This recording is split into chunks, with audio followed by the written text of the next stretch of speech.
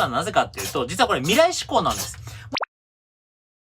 社長というか、結構まあな人に。毎月一定の金額を僕らがサブスクに課金するのはなぜかっていうと、実はこれ未来志向なんです。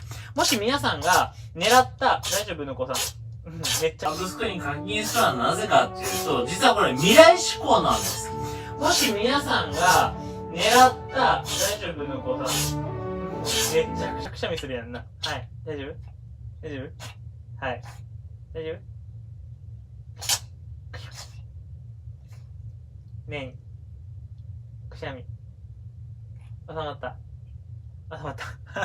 めっちゃくしゃみしましたね。はい。サブスクに課金するのはなぜかっていうと、実はこれ未来志向なんです。もし皆さんが狙った、大丈夫の子さん。めっちゃ